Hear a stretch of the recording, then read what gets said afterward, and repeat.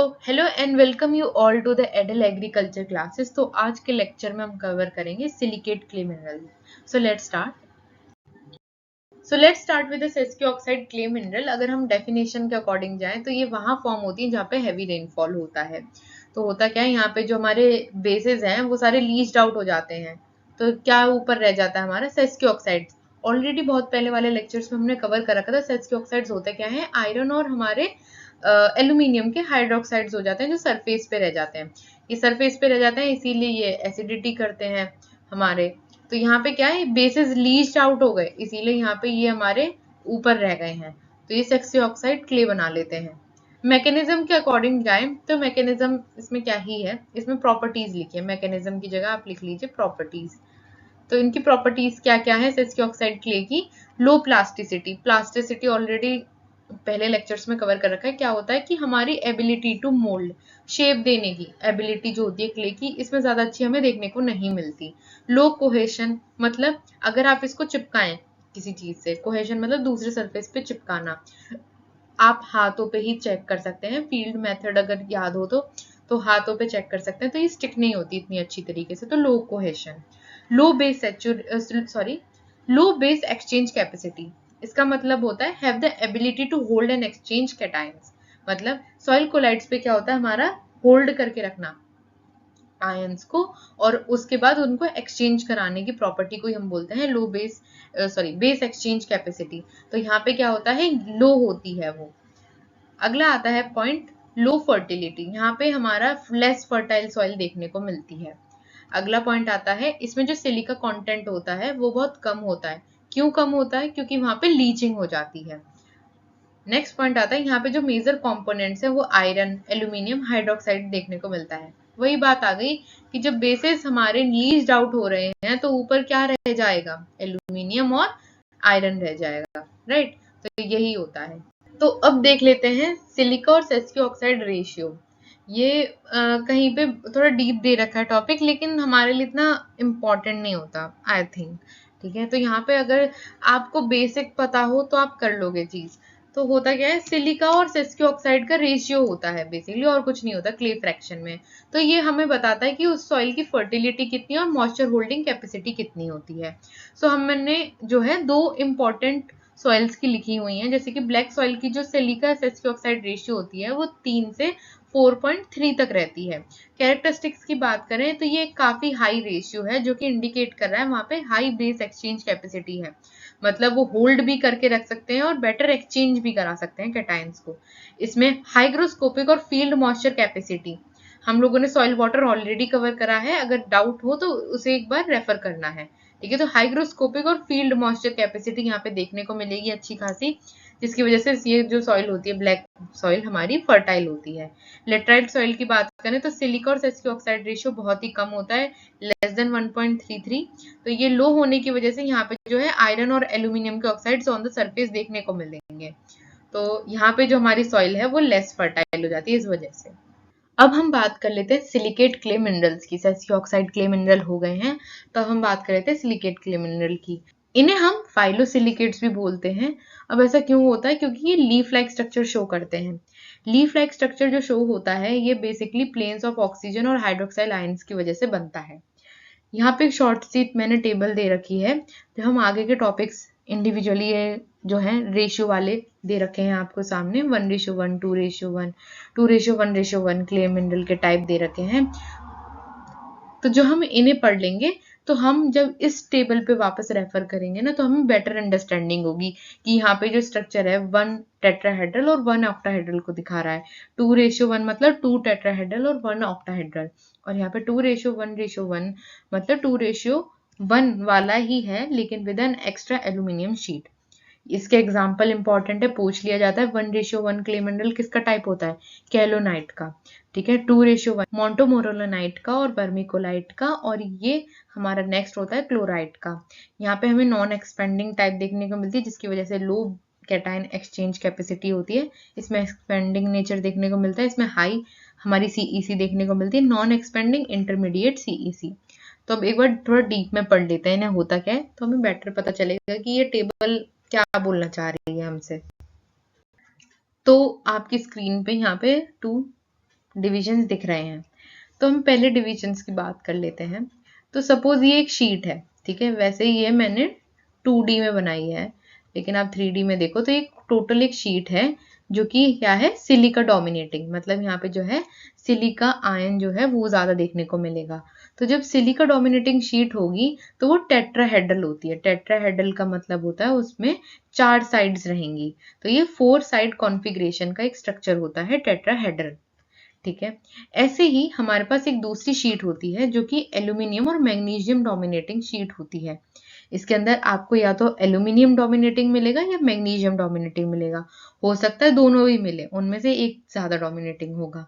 तो ये मोस्टली जो है ऑक्टाहेड्रल स्ट्रक्चर का देखने को मिलता है, जिसमें 8 साइड कॉन्फ़िगरेशन हमें देखने को मिलेगी। क्या मिलेगी हमें? 8 साइड कॉन्फ़िगरेशन हमें देखने को मिलती है।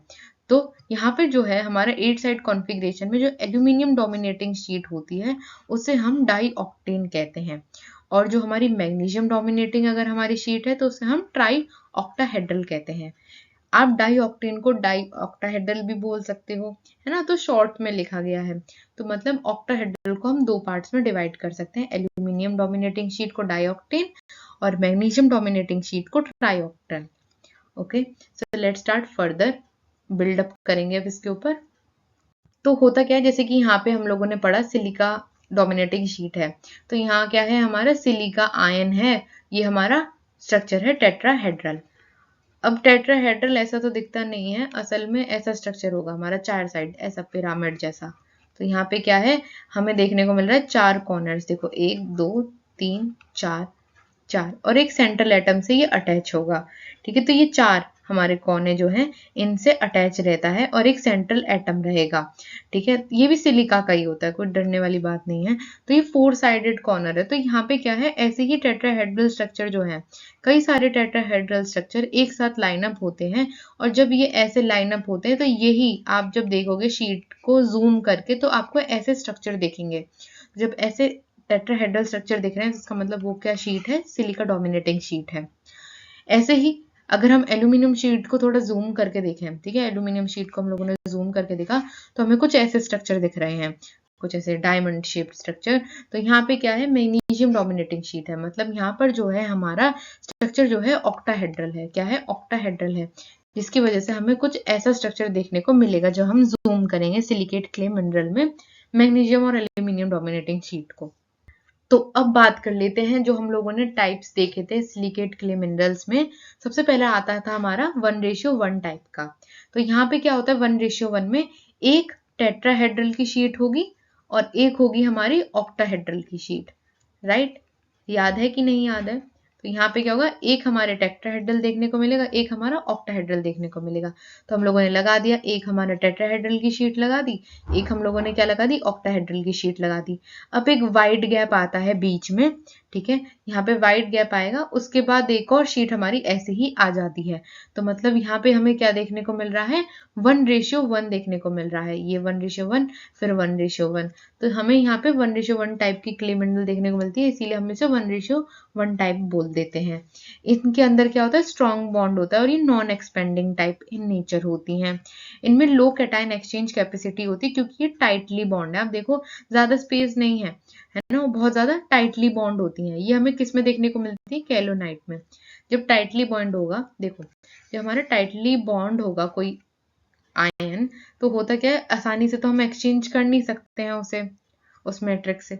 तो यहाँ पे क्या है, लो कैटायन एक्सचेंज कैपेसिटी इस वजह से बन जाती है। अब हम बात कर लेते हैं 2:1 टाइप के सिलिकेट क्ले मिनरल की। 2:1 क्यों आ रहा है, यहाँ पे आप देख सकते हैं 2 सिलिका है। 2 सिलिका का मतलब क्या है, 2 टेट्राहेड्रल हमारी शीट्स देखने को मिलेंगी। तो ग्रीन से मैंने टेट्राहेड्रल बनाया था, है ना, तो टेट्राहेड्रल हो गया। बीच में क्या हमारा ऑक्टाहेड्रल हो गया। तो जो ये हमारा सिलिका है और एल्यूमिनियम है, सिलिका कितने हैं, 2 हैं, 2 ऑक्टाहेड्रल शीट्स हैं, और हमारा एल्यूमिनियम कितना है, ऑक्टाहेड्रल शीट कितनी है, 1 है। तो ये 2:1 हो गया। अब इसमें 2 केसेस हमें देखने को मिलते हैं। वैसे जनरली हम बोल देते हैं एक्सपेंडिंग नेचर का होता है, एक्सेप्शन इसमें फिर भी आता है नॉन एक्सपेंडिंग का। तो एक्सपेंडिंग नेचर होता है मतलब लूजली बॉन्डेड। अब ये लूजली बॉन्डेड का क्या मतलब है, तो सबसे पहले देखो कि यहाँ पे मैग्नीशियम सब्स्टिट्यूशन देखने को मिलता है। होता क्या है, जनरली तो हमारी एल्यूमिनियम की शीट रहती है, लेकिन यहाँ पे जो है मैग्नीशियम दादागिरी करने आ जाता है। और वो रिप्लेस कर देता है एल्यूमिनियम को कुछ कुछ साइड से एल्यूमिनियम की ही शीट में। तो होता क्या है, यहाँ पे नेगेटिव चार्ज जनरेट हो जाता है।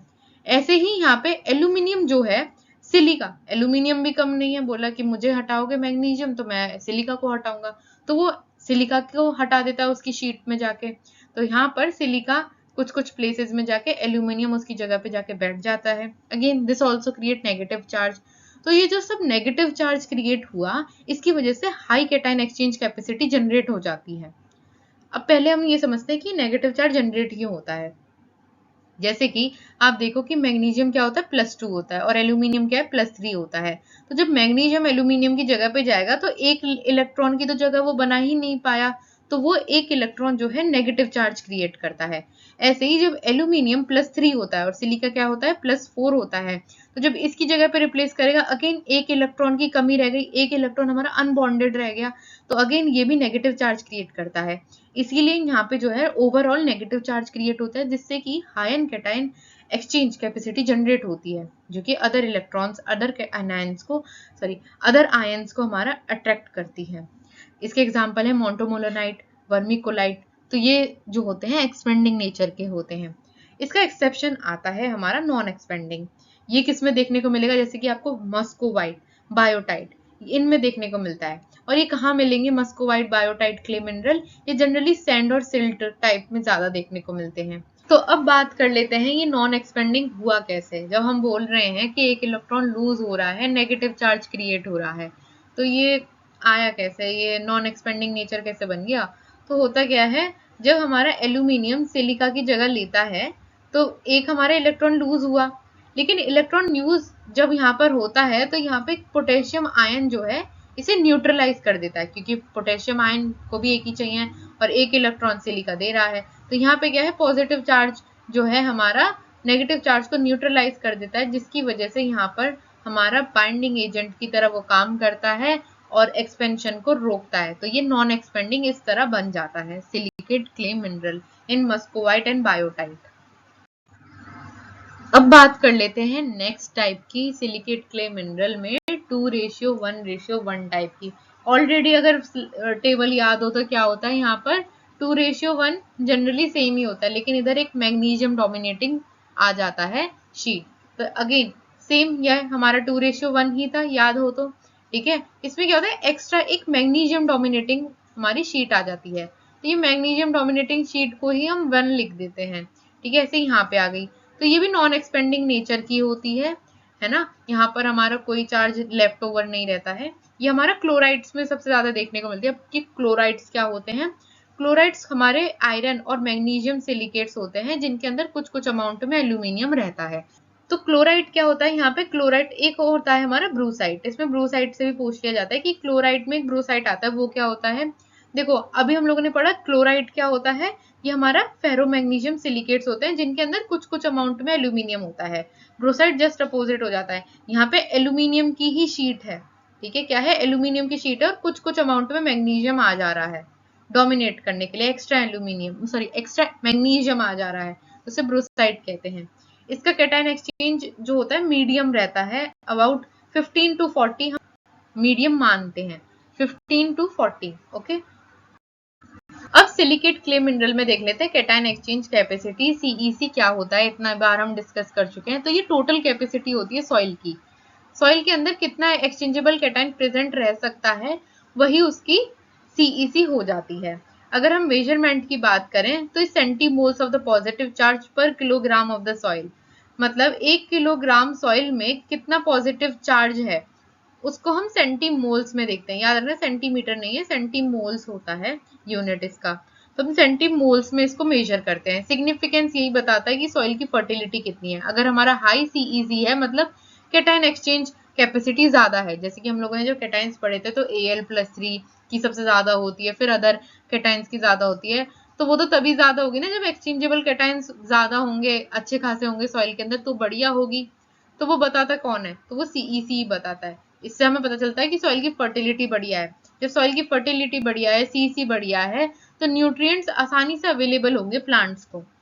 अब यहाँ पे हम लोगों ने इतने मिनरल्स पढ़े, क्ले मिनरल्स पढ़े, तो उनका सीईसी कितना होता है ऑन एन एवरेज हमें याद रहना चाहिए। फॉर एग्जाम्पल अगर हम लोगों ने 2:1:1 पढ़ा था, याद है, तो ये क्या होता था हमारा थर्ड टाइप जो हम लोगों ने पढ़ा था क्लोराइड के लिए, और हम बोलते थे ये मॉडरेट टाइप का होता है, ज्यादा कम होता है ना ज्यादा ज्यादा होता है।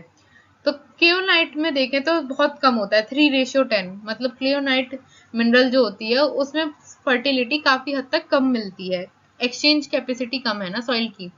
एलाइट में थोड़ी बेटर हो जाती है, 10:40, मॉडरेट है, ये ज्यादा अच्छी भी नहीं है ना ज्यादा बुरी है। क्लोराइट में अगेन 10:40, मोन्टोमोलराइट में जो है 80-150 काफी अच्छी होती है, वर्मिकोलाइट में 100-150, और ऑर्गेनिक कोलाइट्स की तो अच्छी ही होती है, ठीक है, ऑर्गेनिक है वो, मोर देन 200%, उनके अंदर ज्यादा एक्सचेंजेबल कैटायंस होते हैं, ज्यादा फर्टिलिटी मिलती है, ज्यादा प्लांट्स को अवेलेबल होते हैं न्यूट्रिएंट्स टू अपटेक, तो ये हमें सीईसी ये बताती है। तो अब देख लेते हैं सोर्सेस क्या है नेगेटिव चार्ज के। सिलिकेट क्ले मिनरल पे जो नेगेटिव चार्ज आ रहा है इनके क्या सोर्सेज होते हैं, तो सबसे पहला आता है आइसोमॉर्फिक सब्स्टिट्यूशन। डरने के कुछ ऐसे सेंटेंसेस नहीं है, यहाँ पे ऐसे लग रहा होगा कितना बड़ा बड़ा लिखा हुआ है कि पता नहीं क्या है। तो देखो होता क्या है, जो हमारा कैटायन है ना, जो कैटायन है दूसरे कैटायन से ही रिप्लेस हो जाए, लेकिन उनके चार्जेस अलग हो, लेकिन उनके क्या हो, चार्ज अलग हो।